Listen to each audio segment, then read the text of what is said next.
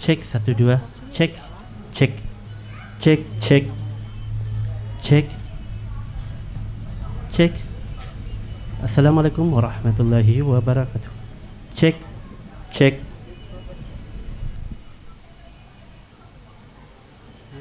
Parkir.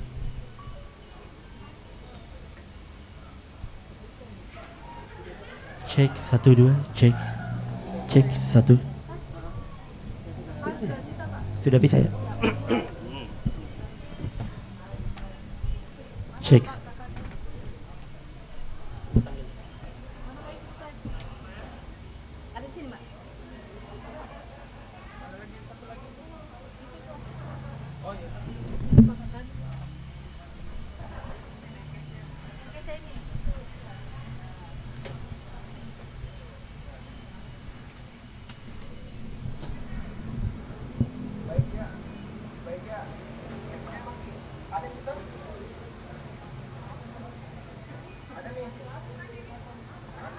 Ya habis pengantar di sini.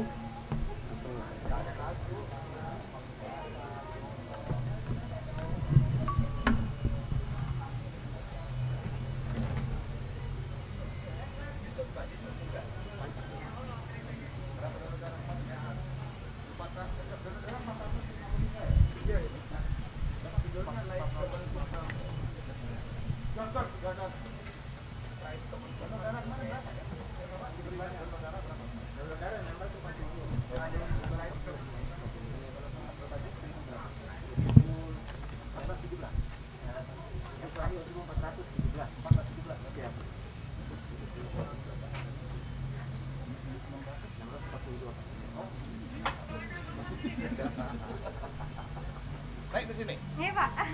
Coba tengah. Waduh. Gimana duduk saya?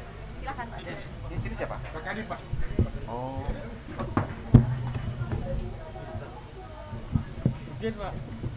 Silakan, silakan. Apa yang kita tanyakan? Mengenai ini kegiatan dalam rangka apa Dari namanya? dalam materi di Pak ya? Dalam rangka ya ulang tahun yang ke-76 hari jadi Kemenkumham yang ke-76 kegiatannya mengambil hati. Oh, tapi sebelumnya juga kalau Pak, ternyata sebelumnya kita sebut juga ya. Oh, sebelumnya ada kegiatan? Ada donor darah, ada Kumham berbagi, Kumham donor darah, Kumham berbagi.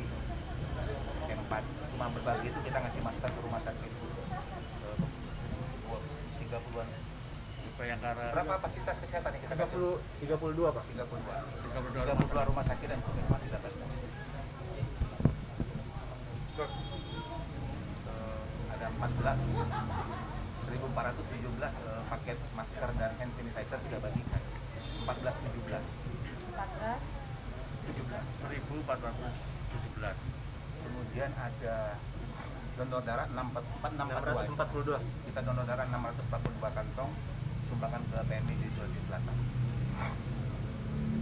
Dari 33 satuan kerja yang ada di kami, baik pemasyarakatan, imigrasi, dan balai hak kami. nanti tuh yang mungkin boleh Bapak sampaikan. Boleh. Ya, kita Ini gempa nih enggak? Goyang.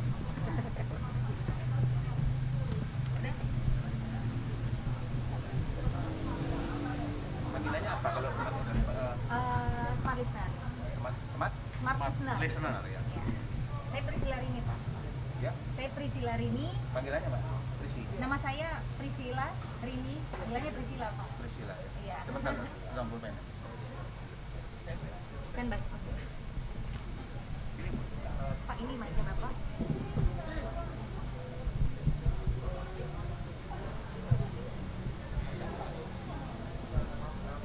Iya.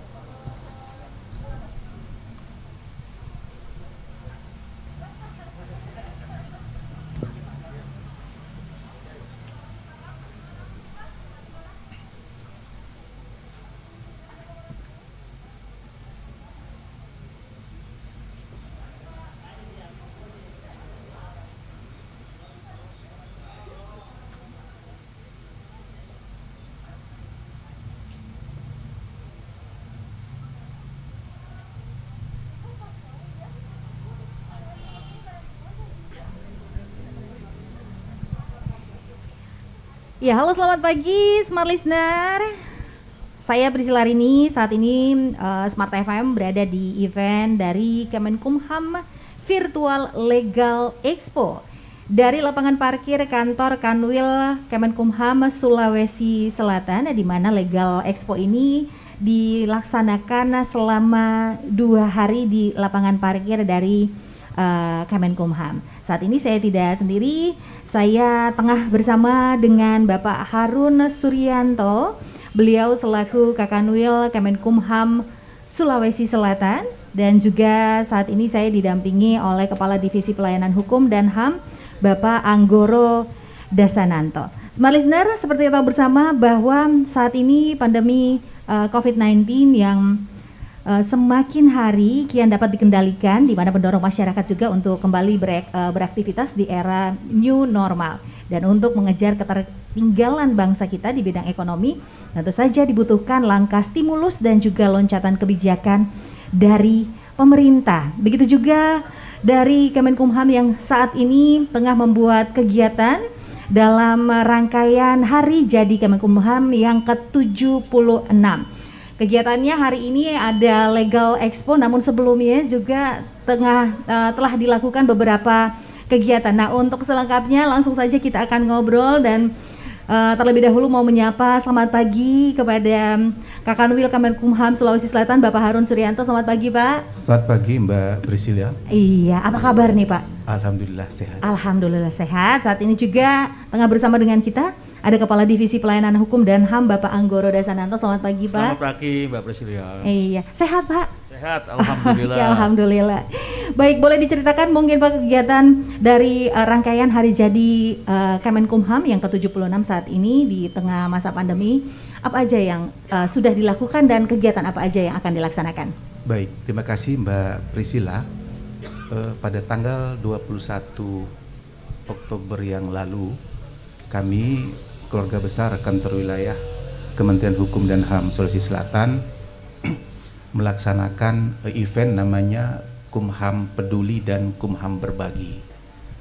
Ada 642 kantong darah yang sudah kita sumbangkan ke PMI, dan sebanyak 1417 bingkisan New Normal Kit namanya. Itu terdiri dari masker medis dan hand sanitizer. Kita berikan kepada 32 fasilitas kesehatan, rumah sakit dan puskesmas yang melayani COVID-19. Juga ada empati kumham, yaitu pemberian beasiswa kepada ahli waris petugas kita yang wafat karena COVID-19. Dan hari ini, 2 hari ini, hari ini dan besok kita melakukan Legal Expo, pameran informasi hukum semi virtual di halaman kantor wilayah, dan ini terima kasih terhubung melalui Smart FM ini. Baik, Smart Listener, tentu saja kita juga mau tahu nih Pak, ini kegiatan yang ada selama 2 hari ke depan di lapangan parkir ini, ada beberapa booth juga yang dapat kita lihat bersama. Ini apa aja nih Pak isinya? Iya, yang pertama kita memberikan informasi dan konsultasi gratis kepada masyarakat terkait layanan kekayaan intelektual. Baik. Bagaimana cara mendaftarkan merek, hak cipta, paten, desain industri, dan seterusnya yang terkait dengan kekayaan intelektual. Yang kedua terkait dengan layanan administrasi hukum umum namanya. Baik. Yang lagi ngetren sekarang, pendaftaran badan hukum perorangan. Jadi hanya dengan 50.000 dan syarat-syarat tertentu yang sangat mudah, seseorang bisa mendaftarkan badan hukum perseroan perorangan. Nanti ada dijelaskan oleh teman-teman saya. Kemudian juga ada layanan fidusia, layanan kewarganegaraan. Di samping itu juga ada konsultasi masalah layanan keimigrasian. dan layanan pemasyarakatan. Jadi bagaimana hak-hak narapidana dan tahanan Ya. diinformasikan di sini. Ini bagian daripada keterbukaan informasi publik dan akuntabilitas pelayanan kita di kantor wilayah Kemenkumham Sulawesi Selatan. Oke, baik. Saat ini juga Smart Listener, kita juga tengah bersama dengan Kepala Divisi Pelayanan Hukum dan HAM, Bapak Anggoro Dasananto. Nah, seperti yang saya lihat nih Pak Anggoro, ada aplikasi juga, kemudian beberapa aplikasi yang telah dibuat oleh Kemenkumham mengenai mungkin untuk pelayanan kepada masyarakat. Salah satunya ada Emotion ini. Mungkin dapat dijelaskan secara singkat, Emotion ini apa sih Pak?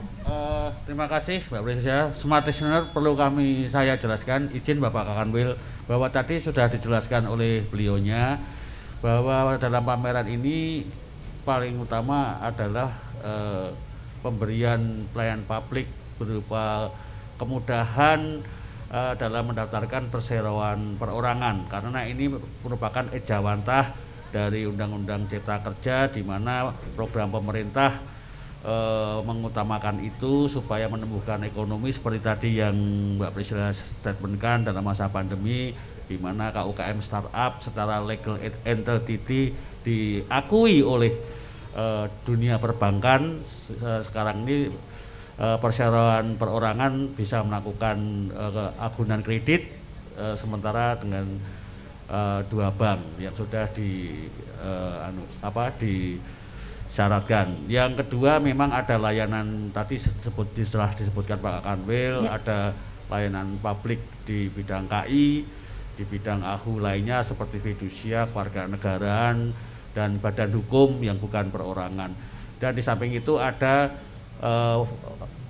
tempat konsultasi untuk pengajuan warga binaan pemasyarakatan, terutama hak WBP mengenai cuti bersama, pembebasan bersyarat, asimilasi dan sebagainya. Di samping itu, selain itu juga ada di imigrasi yang tadi dijelaskan oleh Pak Kakanwil, adanya pemberian informasi mengenai paspor dari duta layanan yang sudah kami siapkan, dan di Rodenim, rumah detensi keimigrasian yang ngurusin pengungsi dan sebagainya. Oke, baik. Ini Emotion ini singkatan ini Mbak Priscilla. Electronic Immigrant Mobile Administration. Jadi aplikasi yang dibuat oleh rumah detensi imigrasi untuk memonitor 1.600-an pengungsi yang ada di Kota Makassar. Baik. Sehingga di mana posisinya ketahuan oleh petugas imigrasi atau pejabat imigrasi kita yang ada di rumah detensi imigrasi itu. Oh, baik. Kemudian juga di sini layanan kami ada juga konsultasi dan informasi tentang organisasi bantuan hukum. Oke. Jadi di dalam Undang-Undang Bantuan Hukum itu dikatakan bagi masyarakat yang berhadapan dengan hukum dan dia tidak mampu, itu dibiayai oleh negara melalui organisasi bantuan hukum yang kami fasilitasi oleh ada 20 OBH atau organisasi bantuan hukum yang sudah bekerja sama dengan kantor wilayah Kementerian Hukum dan HAM Sulawesi Selatan. Jadi lebih mudah untuk kemudian dideteksi di mana keberadaannya dari para pendatang yang ada di Kota Makassar. Pengungsi itu. Para pengungsi dan pencari suaka itu. Oh, baik. Saya tambahkan ada aplikasi SIAKE, di mana kekayaan intelektual komunal yang dimiliki oleh masyarakat Sulawesi Selatan, Provinsi Sulawesi Selatan sudah tercatat ada 259 dari bulan Januari sampai sekarang. Demikian juga ada aplikasi Sipmasham untuk mempermudah masyarakat mengadukan hak-haknya yang dilanggar oleh baik itu dilanggar oleh seseorang maupun dilanggar oleh badan hukum. Jadi kita sudah ada aplikasi-aplikasi itu. Aplikasi itu murni dari kantor wilayah Kementerian Hukum dan HAM, termasuk aplikasi integritas yang online yang ada di Jamilah namanya, di Jenpas.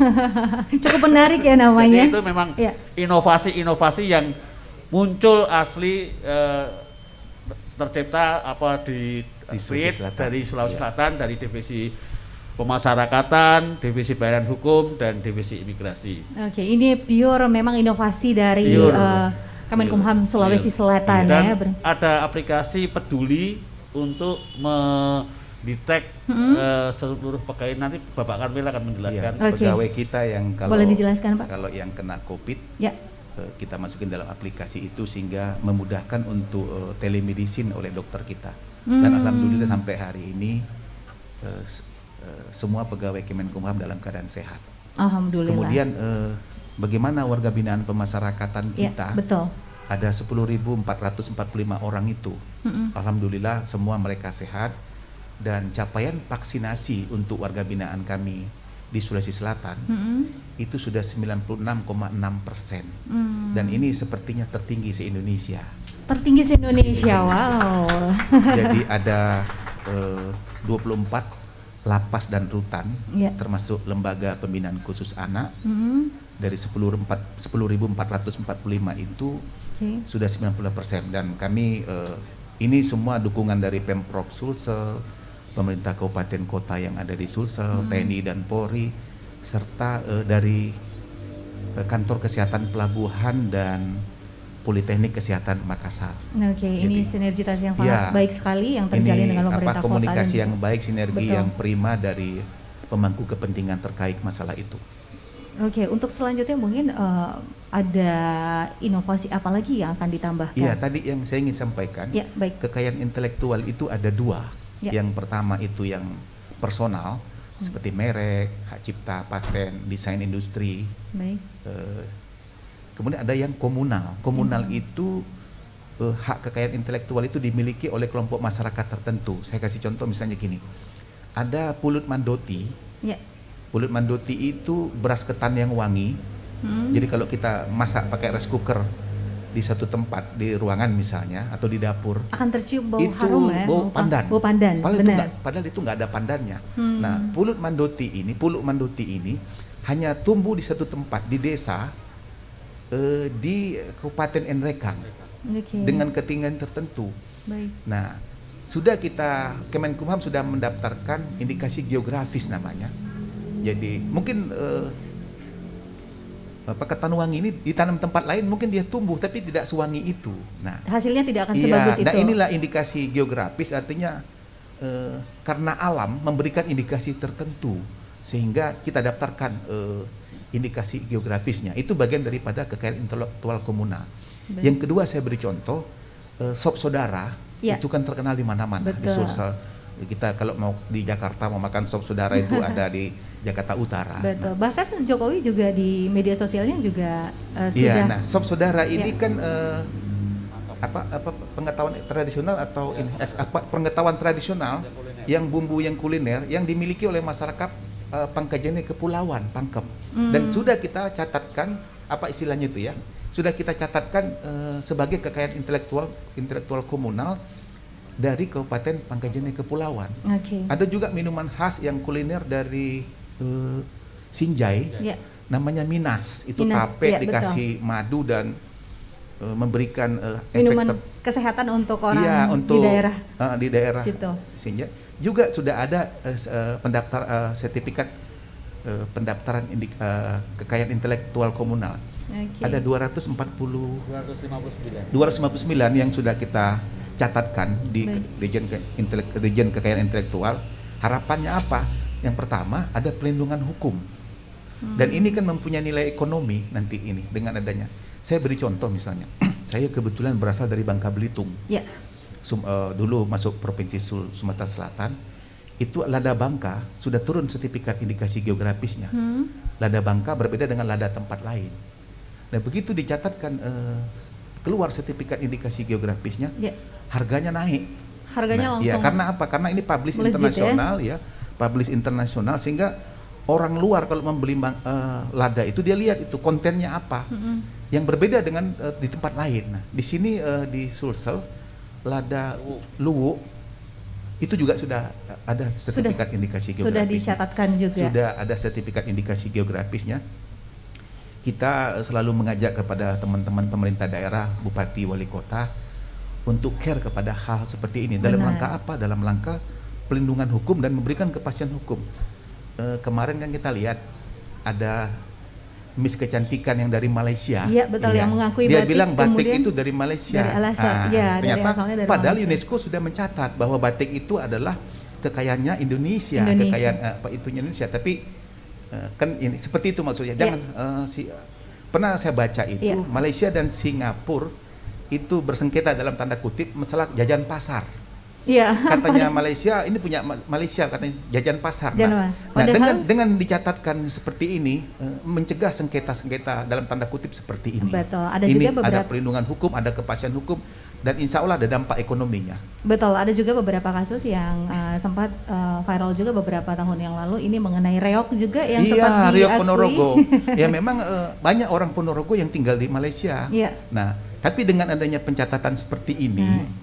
Ini akan membuat insya Allah kita memberikan aman, perlindungan iya, betul. Sehingga ini kan pasti ada dampak ekonominya. Betul. Dan banyak sekali kekayaan pengetahuan tradisional, ekspresi budaya tradisional yang ada di Sulsel ini yang sedang kita kerjasamakan dengan Pemda untuk dicatatkan dan didaftarkan kekayaan intelektualnya.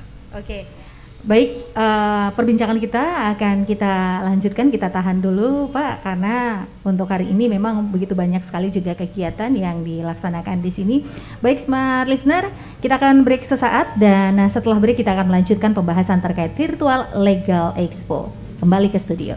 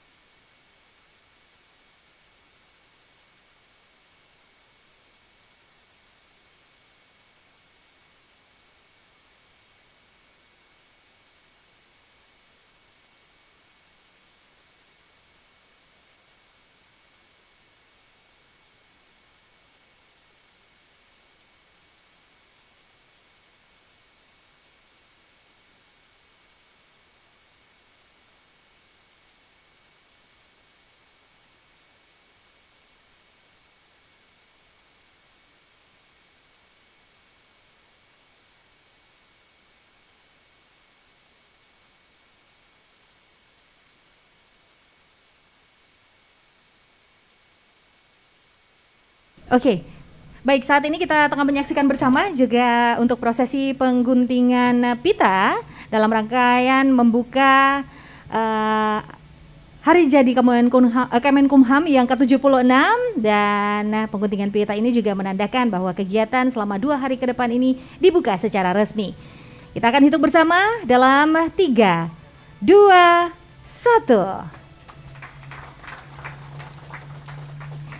Selamat, dengan ini resmi dibuka seluruh rangkaian kegiatan dalam Hari Jadi Kemenkumham yang ke-76.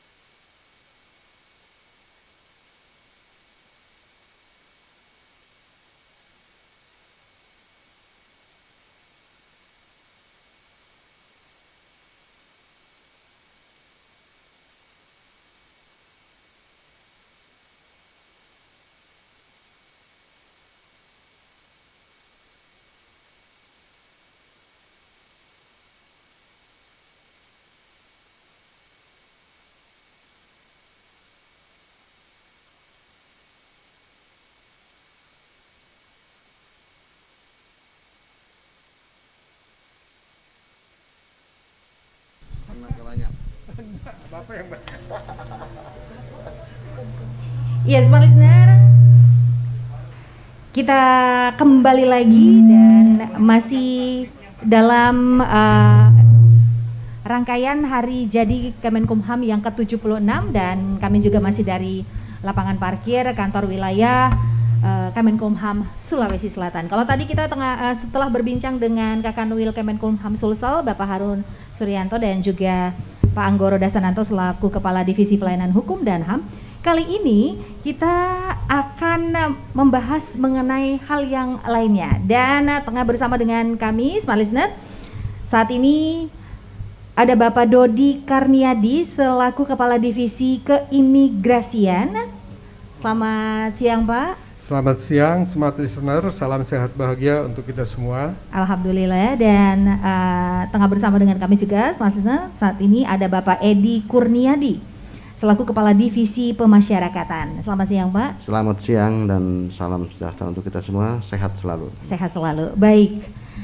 Seperti kita tahu bersama bahwa kalau Kepala Divisi Keimigrasian ini tentu saja mengurusi untuk pelayanan paspor dan juga pengawasan orang asing. Pak Dodi mungkin boleh dijelaskan sedikit pada seluruh Smart Listener yang saat ini tengah mendengarkan kita, apa saja pelayanan paspor dan juga pengawasan orang asing yang tengah dilakukan saat ini? Ya, terima kasih. Jadi secara umum fungsi keimigrasian adalah pelayanan keimigrasian dan pengawasan keimigrasian. Pelayanan keimigrasian itu terhadap warga negara Indonesia, dalam hal ini penerbitan paspor, kemudian pelayanan terhadap orang asing, ada pelayanan terhadap izin tinggal orang asing maupun perubahan statusnya. Kemudian pengawasannya juga sama terhadap warga negara Indonesia dalam hal dia memohon paspor. Jadi kita melakukan pengawasan administrasi maupun pengawasan lapangan. Apakah data-data yang disampaikan itu data yang benar atau tidak. Dan pengawasan orang asing tentunya pengawasan tentang keberadaan dan kegiatan orang asing. Nah di Sulawesi Selatan sendiri kami memiliki kantor atau unit pelaksana teknis, yaitu kantor imigrasi kelas 1 TPI Makassar. Kelas TPI itu tempat pemeriksaan imigrasi, kemudian kantor imigrasi kelas 2 TPI Parepare dan kantor imigrasi kelas 3 Palopo. Dan satu lagi rumah detensi imigrasi, yaitu untuk menampung warga negara asing yang bermasalah sebelum mereka dikeluarkan dari wilayah Indonesia. Oke, saat ini ada berapa orang asing yang tengah diawasi? Orang asing kita bagi menjadi dua, orang asing pemegang izin tinggal dan orang asing yang tidak memegang izin tinggal dari imigrasi. Dalam hal ini di Sulawesi Selatan unik, dua-duanya ada. Orang asing atau warga negara asing pemegang izin tinggal, yaitu mereka yang mendapatkan izin tinggal dari kantor imigrasi Makassar, Parepare maupun Palopo. Ada juga orang asing yang memiliki izin tinggal, tapi izin tinggalnya tidak dikeluarkan oleh kantor imigrasi yang di Sulawesi Selatan, misalnya dari Jakarta Timur atau dari Aceh atau dari Papua. Tetapi dia tetap legal di sini selama izin tinggalnya masih berlaku. Nah kalau yang terdaftar di Sulawesi Selatan saat ini mungkin sekitar 642 orang. Nah, sementara yang tidak memiliki izin tinggal dari imigrasi adalah tadi yang disampaikan oleh Pak Kakanwi adalah ada pengungsi, ada pencari suaka. Nah, pencari suaka ini biasanya orang asing menyatakan diri pencari suaka kepada UNHCR, kemudian UNHCR melakukan verifikasi, kalau dia memenuhi syarat maka dia berubah menjadi statusnya sebagai pengungsi. Nah, pencari suaka dan pengungsi ini pengawasannya dilakukan oleh rumah detensi imigrasi. Ya. Dalam hal ini saat ini jumlahnya 1.624 orang tersebar di 20 community house di kota Makassar. Nah, jadi siapa yang membiayain mereka? Dia dibiayain oleh International Organization for Migration, kemudian untuk penyelesaiannya diselesaikan oleh UNHCR. Kami sudah dari Rudinim sudah mengirim surat ke Direktorat Jenderal Imigrasi untuk memohon izin akan memindahkan 24 orang pengungsi ke Jakarta dalam rangka persiapan untuk penempatan ke negara ketiga, yaitu resettlement. Ya. 24 orang itu dari Afghanistan, dari Somalia, kemudian dari Iran. Nah, mudah-mudahan ini dapat segera realisasikan supaya jumlah pengungsi di Makassar ini semakin berkurang. Jadi kalau itu sudah berangkat 24, tinggal 1.600. Ini memang masalah yang sangat krusial atau perlu menjadi prioritas penanganan di Sulawesi Selatan, dan insya Allah nanti pada hari Kamis kami juga akan mengadakan rapat koordinasi penanganan pengungsi ini antar Direktorat Jenderal Kerjasama Keimigrasian dengan Bapak Wali Kota sebagai tuan rumah yang mengurusi pengungsi di sini. Oh iya, betul. Nah, kalau mengenai pelayanan paspor ini sendiri karena di masa pandemi, ini seperti apa kemudian jadi, pelayanannya? Karena pandemi ini kita lihat juga dunia internasional lalu lintas manusia ini agak berkurang, sehingga itu juga berdampak kepada berkurangnya jumlah pemohon paspor. Baik. Tetapi kita tetap selalu melakukan pelayanan ini dan menerapkan prokes, dan yang paling banyak itu biasanya kami melayani para pelaut, karena kalau pelaut itu tidak terdampak, perjalanannya tidak dibatasi, artinya tuh dia mereka bisa kemana aja gitu ya? Ya tidak ada batasan, tidak boleh, karena begitu dia sehat dan sebagainya dia boleh melakukan ke Amerika sebentar, kemudian dia naik kapal laut, kemudian dia melakukan aktivitas seperti biasa. Nah, dalam hal pelayanan paspor ini seperti telah kami lakukan di sini adalah antara pelayanan di kantor imigrasi maupun di luar kantor imigrasi. Di luar kantor imigrasi itu biasa kita sebut jemput bola atau easy passport. Easy passport artinya pemberian pelayanan kemudahan untuk mendapatkan paspor. Nah, seperti itu. Jadi kami mendatangi komunitas. Terakhir hari Selasa kemarin kami mendampingi kantor imigrasi Palopo yang melakukan pelayanan paspor di kantor Bupati Malili, Luwu Timur di Malili, dan kami melayani sebanyak 39 orang pemohon pada saat itu. Jadi dengan kita melayani secara jemput bola, 39 orang itu tidak usah repot-repot selama 3-4 jam harus ke Palopo, harus bayar transportasi, harus bayar akomodasi dan sebagainya. Tetapi kami yang datang ke sana, sehingga kami harapkan masyarakat menjadi lebih nyaman lagi, dan memang itu kebijakan dari Kementerian Hukum dan HAM, dalam ini Direktorat Jenderal Imigrasi, untuk lebih mendekatkan diri pelayanan terhadap masyarakat. Oke, baik Smart Listener, itu tadi dia mengenai pelayanan paspor dan juga pengawasan orang asing yang telah dijelaskan oleh Pak Dedi Karniadi. Nah, saat ini kita juga mau tahu nih Smart Listener, mengenai apa sih kemudian yang dilakukan oleh Kemenkumham saat ini.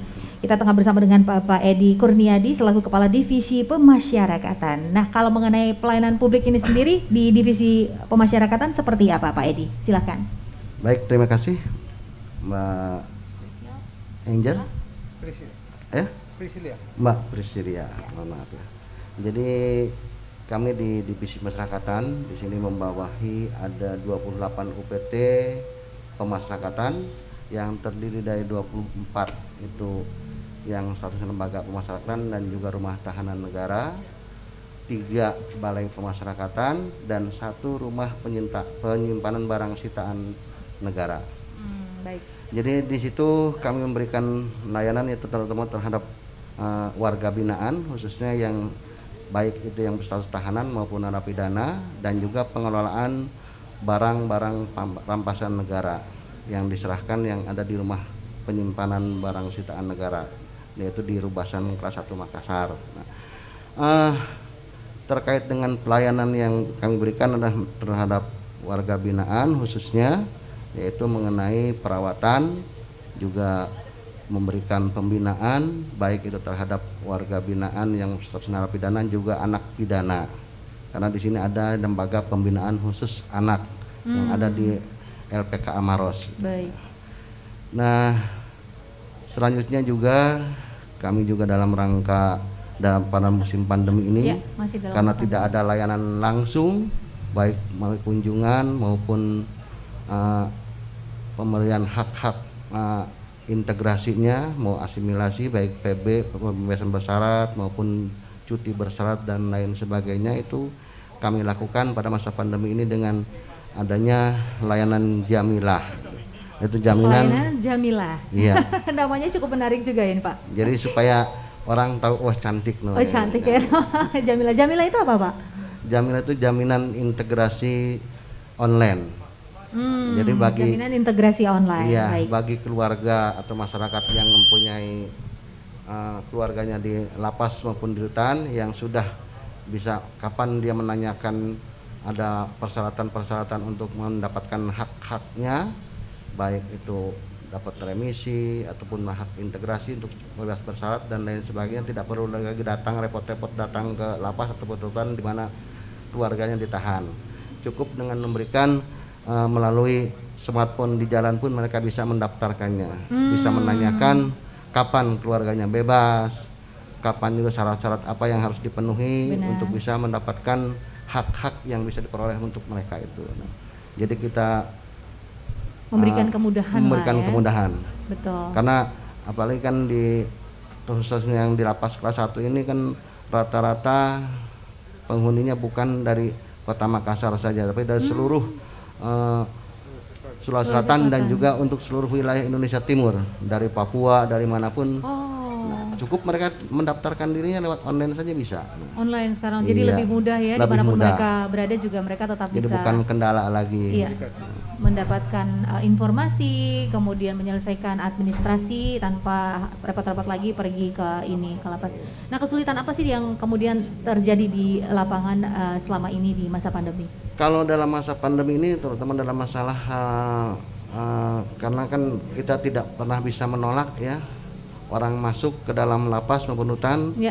karena kan tingkat tergantung dari pihak bapak polisian, kejaksaan memasukkan mereka ke dalam lapas maupun rutan. Kendala yang utama adalah sekarang ini over kapasitasnya. Over kapasitas. Iya, Baik. hampir seluruh lapas rutan yang ada di seluruh ini yang kapasitasnya hanya 5.600 saat ini diisi oleh 10.516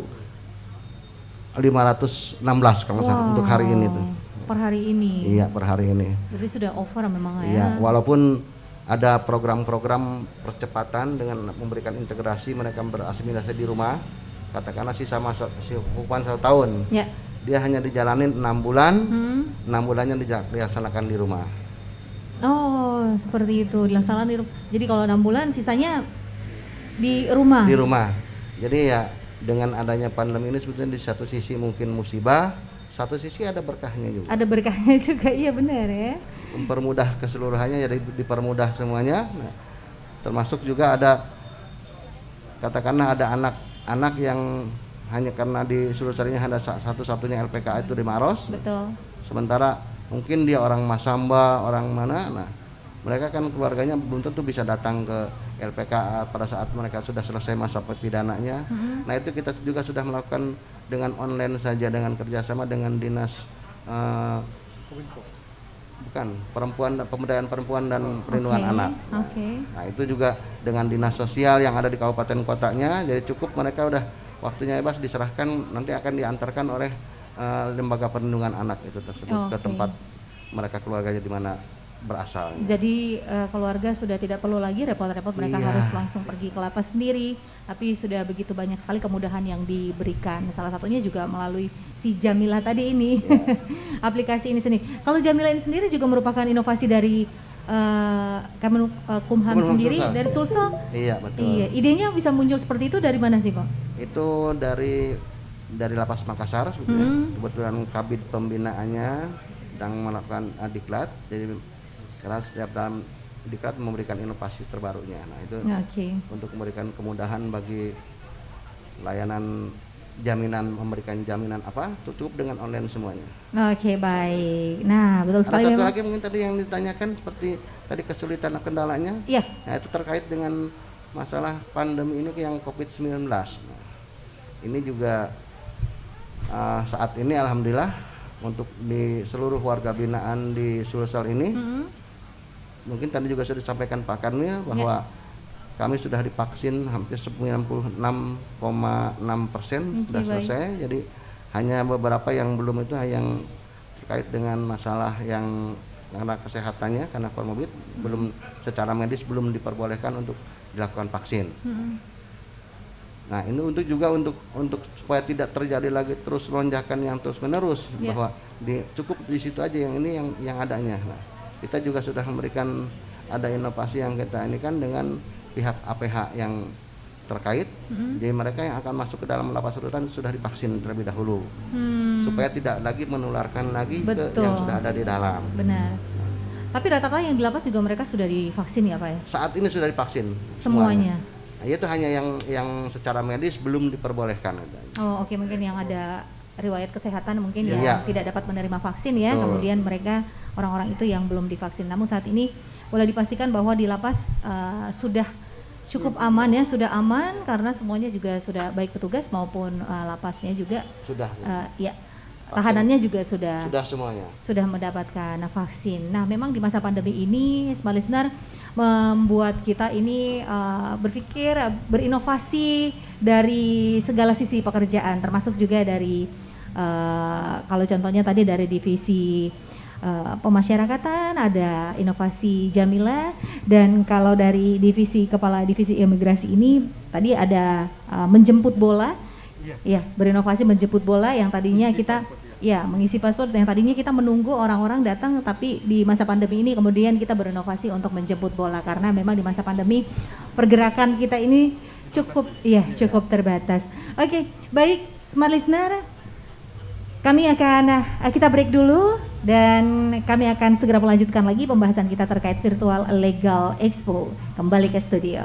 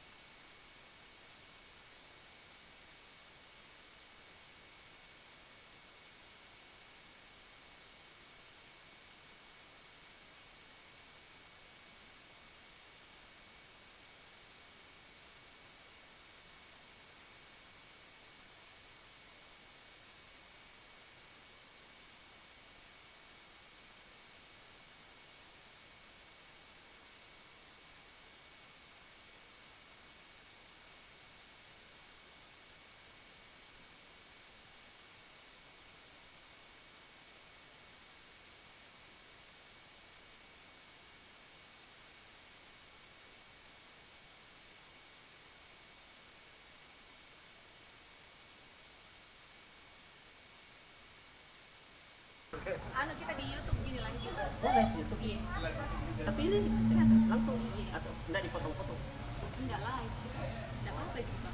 Karena nanti kalau nanti suaranya dikurangi.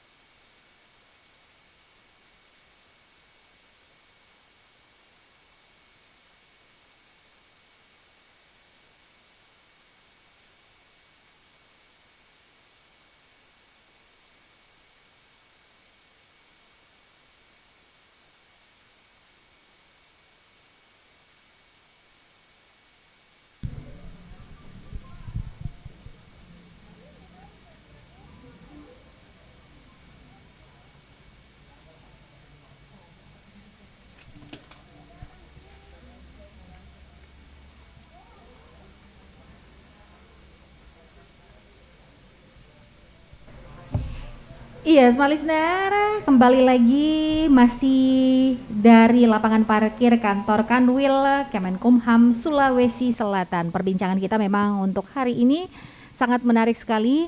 Ini juga dalam rangkaian hari jadi ke-76 dari Kemenkumham. Nah, kalau tadi kita sudah berbicara mengenai pelayanan publik di divisi pemasyarakatan dan juga keimigrasian, kali ini juga kita mau tahu nih mengenai perseroan perorangan itu seperti apa dan apa bedanya dengan perseroan terbatas. Saat ini kita sudah bersama dengan Bapak Nasruddin selaku penyuluh hukum kantor wilayah Kemenkumham. Selamat siang, Pak. Selamat siang Mbak Lia. Iya, apa kabar nih? Baik, sehat. Baik, Pak, langsung saja nih kita Smart Listener juga mau tahu nih apa sih sebenarnya perbedaan dari perseroan perorangan dengan perseroan terbatas yang selama ini kita kenal. Iya, terima kasih Mbak Lia. Sebelumnya saya ingin menyampaikan terlebih dahulu bahwa di tanggal 8 Oktober kemarin, Ya. Bapak Menteri Hukum dan Hak Asasi Manusia telah meresmikan secara di launching aplikasi perseroan perorangan ini Mbak Lia. Jadi pada tanggal 8 Oktober kemarin sudah diluncurkan secara resmi. Jadi sejak pada saat itu masyarakat atau pelaku ekonomi, terutama bagi pelaku usaha mikro dan kecil, itu sudah dapat mendaftarkan atau mendirikan perseroan perorangan melalui online. Oke. Nah, tadi ditanyakan oleh Mbak Lia, apa sih bedanya antara perseroan terbatas dan perseroan perorangan? Betul. Iya.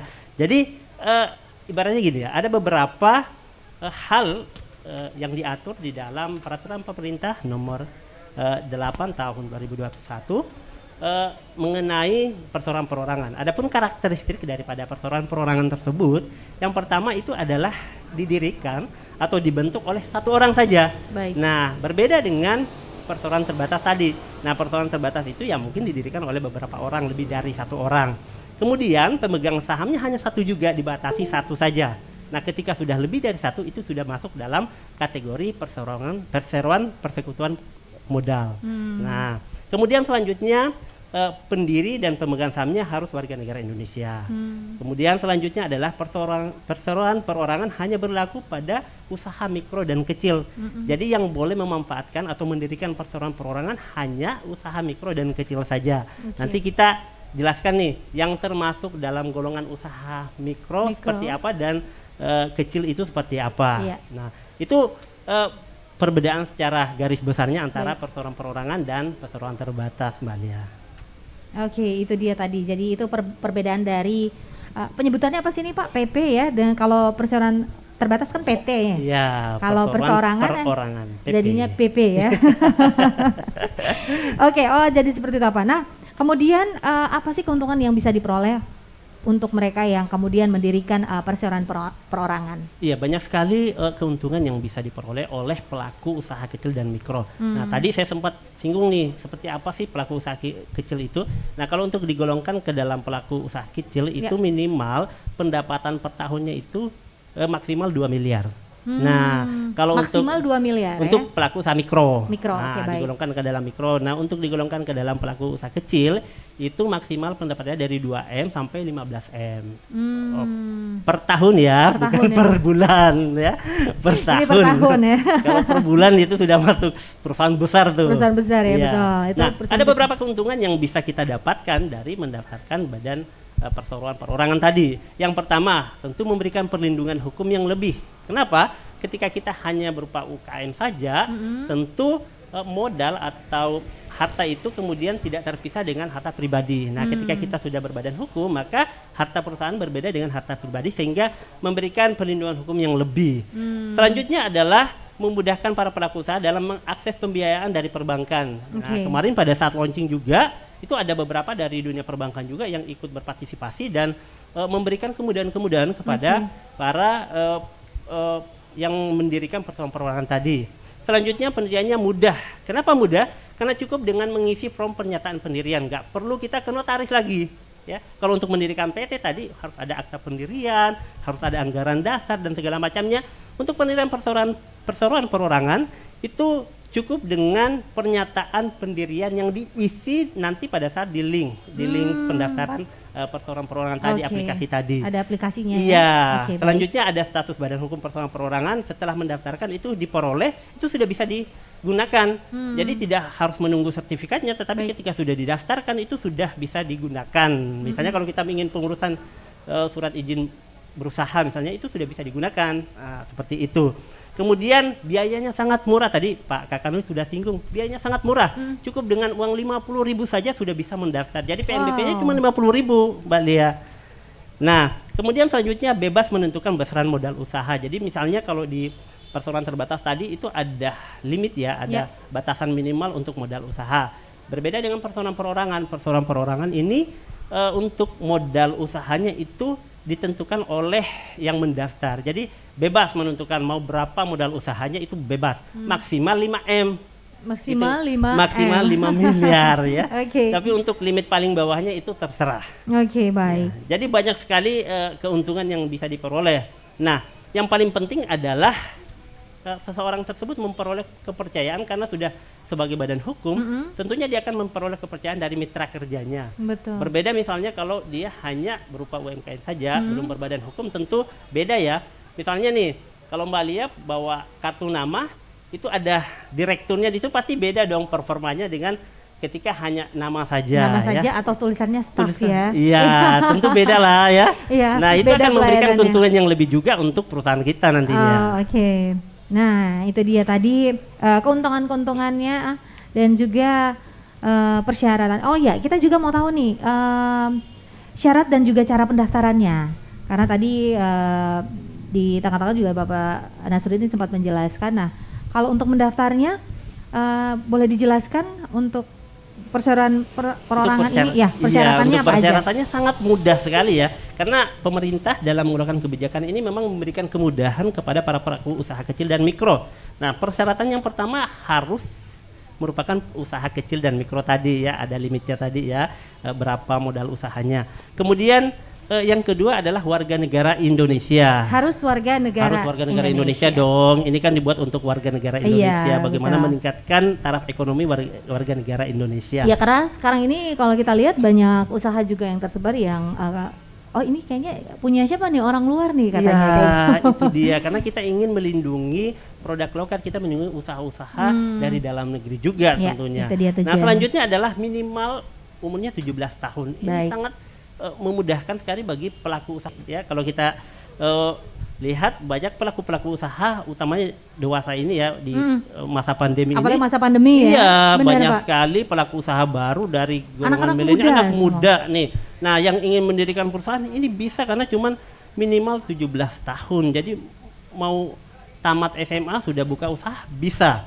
Ya, kemudian modal dasar maksimal 5 miliar tadi ya.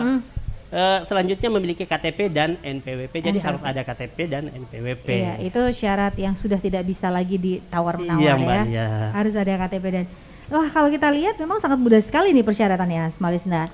Nah, langkah selanjutnya kalau mau mendaftar itu bagaimana?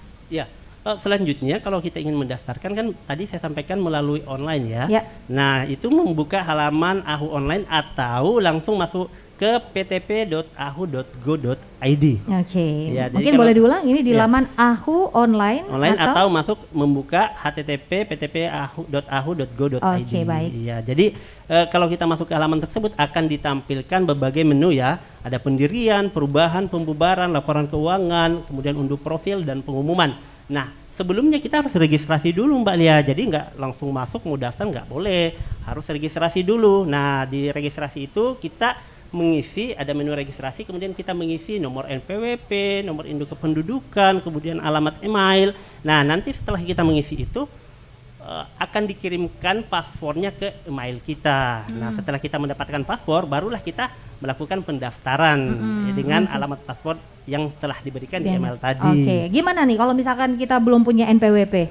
Nah, mudah ini di aplikasi ini cuma sebenarnya dimudahkan ya bagi masyarakat yang belum memiliki NPWP, karena kami juga sudah bekerja sama dengan DJP, di mana di dalam aplikasi tersebut ketika seseorang tidak memiliki NPWP itu dapat langsung mengklik, ada menu di samping NPWP, itu dapat langsung mengklik sehingga connect langsung ke aplikasi di DJP untuk pengurusan NPWP. Jadi nggak perlu kemana-mana lagi, langsung pilih belum memiliki NPWP, nanti masuk diarahkan ke aplikasi dari Dijen Pajaknya. Oke, nah ini memang tadi berdasarkan penjelasan dari Pak Nasruddin memang sangat mudah sekali untuk masyarakat ya, smart listener untuk melakukan pendaftaran perseroan perorangan. Nah, bagaimana dengan keamanan dan juga validasi data yang dimasukkan oleh pemohon? Iya, untuk keamanannya tentu kami juga berupaya selain kemudahan, berbagai kemudahan tadi, bagaimana pendaftarannya sangat dimudahkan, bagaimana kita tidak perlu mengurus ke notaris lagi untuk pendiriannya, tidak perlu anggaran dasar lagi, langsung mengisi surat pernyataan, tetapi kesemuanya itu kami juga tetap menjaga keamanan sehingga ketika pelaku usaha tadi masuk ke dalam dunia bisnis itu tetap bisa dipercaya bahwa badan usaha yang dia miliki itu adalah memang betul-betul real, nyata ya. Nah, langkah yang bisa dilakukan adalah melakukan validasi data termasuk kepemilikan usaha melalui sistem Dukcapil. Jadi nanti ketika kita memasukkan misalnya nomor induk kependudukan itu akan divalidasi dengan sistem yang ada di Dukcapil. Begitu pula dengan NPWP misalnya, itu akan divalidasi dengan aplikasi yang ada di Dijen Pajak. Nah, semua itu akan dilakukan termasuk juga di dalamnya misalnya ketika kita memasukkan nama perusahaan, itu juga akan divalidasi juga. Apakah nama perusahaan yang dimasukkan itu sudah ada atau belum, seperti itu. Jadi kami harapkan memang betul-betul perusahaan ataupun yang mendaftarkan perseroan perorangan ini bisa memanfaatkan badan hukumnya tersebut untuk kepentingan ekonomi mereka tanpa ada keraguan lagi ya Mbak Lia. Iya betul.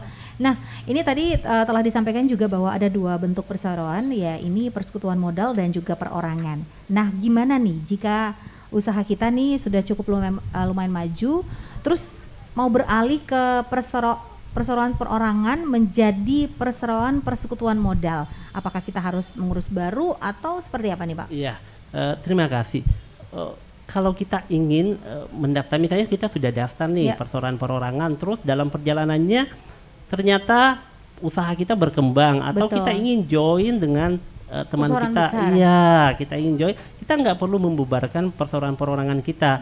Nah, sebelumnya saya ingin menyampaikan bahwa ada dua faktor yang menyebabkan biasanya adanya perubahan dari perseroan perorangan menjadi perseroan persekutuan modal. Yang pertama ketika misalnya pemegang sahamnya itu sudah tidak satu orang lagi, sudah lebih dari satu, misalnya tadi ingin bergabung dengan teman, itu bisa. Kemudian yang kedua, tidak lagi memenuhi persyaratan sebagai usaha kecil ataupun mikro. Tadi syaratnya adalah pendapatannya kalau untuk usaha mikro kan di bawah 22M, kemudian kalau untuk usaha kecil itu 2M sampai 15M. Nah, ketika misalnya pendapatan per tahunnya sudah di atas 15M, itu tentu sudah tidak tergolong lagi sebagai usaha kecil, sehingga otomatis dia akan berubah menjadi perusahaan persekutuan modal, seperti itu. Jadi langkah-langkah yang bisa dilakukan, yang pertama adalah tentu kita harus mengurus ke notaris dulu, karena perseroan persekutuan modal itu membutuhkan akta notaris untuk pendiriannya. Jadi nanti di pendiriannya tersebut itu nanti ditentukan lagi pemegang sahamnya siapa saja. Nah di situ. Kemudian yang selanjutnya adalah tadi kan dengan surat pernyataan sudah mewakili nih. Baik. Nah itu harus dibuatkan lagi anggaran dasarnya. Ya, jadi bukan hanya surat pernyataan pemegang saham saja, tetapi harus dibuatkan anggaran dasar. Nah setelah itu dilakukan, sudah ada akta notaris, kemudian sudah ada anggaran dasar, kemudian nanti akan diinput di SABH namanya, Sistem Administrasi Badan Hukum. Nah itu nanti akan connect antara Sistem Administrasi Badan Hukum dengan perseroan perorangan, karena dua-duanya juga ada di Direktorat Jenderal Administrasi Hukum Umum. Seperti itu. Nah, apakah kemudian perseroan perorangan ini dapat dibubarkan? Iya. Dan kondisi apa sih sebenarnya ini sampai kalau bisa dibubarkan kayak gitu? Iya. Ketika kita mendaftarkan sebagai perseroan perorangan, pada saat itu kita juga diberikan tanggung jawab untuk melaporkan keuangan kita setiap tahunnya. Baik. Jadi 6 bulan berjalan itu harus dilaporkan laporan keadaan keuangan perusahaan kita. Nah, ketika kita tidak melaporkan, tentu akan mendapatkan sanksi. Nah, 6 bulan pertama, ketika kita sudah telat 6 bulan pertama itu akan diberikan teguran secara tertulis. Setelah itu kita tunggu 3 bulan nih, belum melaporkan juga diberikan lagi teguran tertulis Peringatan kedua, lagi. peringatan kedua. Iya. Nah, setelah 30 hari itu akan dinonaktifkan. Oh. Nah, itu tapi belum dibubarkan nih. Belum dibubarkan. Dinonaktifkan dulu. Uh-uh. Nah, setelah 5 tahun tidak ada niat baik Tidak misalnya, ada konfirmasi, tidak ada konfirmasi tidak ada, iya. segala macam, itu akan dibubarkan dengan sendirinya. Seperti itu Mbak Lia. Oh, jadi dalam jangka waktu 5 tahun ya. Panjang kok, jangan khawatir ya. Jadi kita berikan waktu yang sangat panjang kepada pelaku usaha yang ibaratnya mungkin pada awal jalannya ini masih tertatih-tatih Iya, misalnya tertatih, ya. betul. Iya, jadi kita berikan kesempatan selama 5 tahun. Kalau masih belum bisa juga ya kita cabut karena pada intinya adalah kita berusaha memberikan bagaimana badan usaha tersebut bisa jalan ya, bisa bermanfaat untuk masyarakat juga tentunya. Baik, nah Pak Nasruddin mengakhiri perbincangan kita hari ini. Terakhir ini apakah ada yang ingin disampaikan terkait dengan perseroan perorangan ini? Iya, terima kasih. Untuk perseroan perorangan ini karena sudah di-launching sejak tanggal 8 Oktober kemarin ya melalui halaman ptp.go.aho.id, kita sudah diberikan kemudahan, berbagai kemudahan dalam pendaftarannya ya, termasuk tadi jumlahnya hanya 50.000 saja untuk PNBP-nya. Nah, kami harapkan sebenarnya para pelaku usaha kecil menengah, usaha kecil dan mikro tadi, utamanya juga pada generasi milenial ya, yang tentu banyak ide-idenya, banyak usaha yang mungkin pada saat ini sudah jalan tetapi ingin dikembangkan lagi, segera deh manfaatkan peluang ini, manfaatkan fasilitas yang diberikan oleh negara saat ini dengan mendaftarkan perseroan perorangan. Nah, karena sederet tadi keuntungan yang bisa didapatkan, Betul. iya. Dan ketika misalnya ada hal yang ingin dikonsultasikan atau hal yang ingin ditanyakan, itu bisa langsung menghubungi nih, perlu dicatat nih. Ini Ya, yang penting. perlu dicatat nih, ini kayaknya penting nih, karena memang banyak sekali sekarang anak milenial yang buka usaha, terus Iya. mereka banyak juga yang saat ini juga belum mendaftarkan usaha Ya, mereka. untuk juga. konsultasi, Ya. itu bisa langsung menghubungi ke nomor handphone 085 2444 25022. Jadi Oke. kalau segala macam kesulitan, karena ini kan biasanya online masih kabur nih, masih Betul. mereka-reka nih, oh bagaimana sih caranya kita daftar, maksudnya kemana sih? Iya, masih Kalau- bingung lah ya. Iya, Uh-uh. kalau misalnya minta ini bisa nggak kita isi dengan nama misalnya penerima manfaat Iya, misalnya, betul. bisa nggak kita isi dengan nama ini? Itu bisa dikonsultasikan Konsultasikan. ke kami sudah menyiapkan di kantor wilayah Kementerian Hukum dan Hak Asasi Manusia, siap melayani untuk memberikan konsultasi maupun Baik. memandu nanti pada saat pendaftaran. Oke, sekali lagi kami informasikan dengan nomor telepon 085244242522, benar ya? Iya, betul, Itu Mbak. boleh bertanya apa aja terkait perseorangan. Iya, Baik, iya. Pak Jangan Nasruddin. ribet ya. Iya. Pak Nasruddin, terima kasih banyak untuk terima kasih, Mbak waktunya. Lia. Pak Nasruddin ini dari penyuluh hukum kantor wilayah Kemenkumham Sulawesi Selatan. Nah, baik, smart listener, demikian perbincangan kita sangat menarik sekali, banyak sekali yang dijelaskan. Ya, ini juga dalam rangkaian hari jadi dari Kemenkumham yang ke-76, dan saat ini juga kami talk show dari lapangan parkir kantor wilayah Kemenkumham Sulawesi Selatan. Baik Pak, terima kasih sekali lagi. Kami pamit, terima kasih banyak atas kehadirannya. Sehat selalu ya Pak Nasruddin, sehat Terima selalu. kasih, Dan sama-sama. iya, dan smart listener, kami pamit undur diri. Saya Priscilla Rini. Sehat selalu dan sukses untuk Anda semua.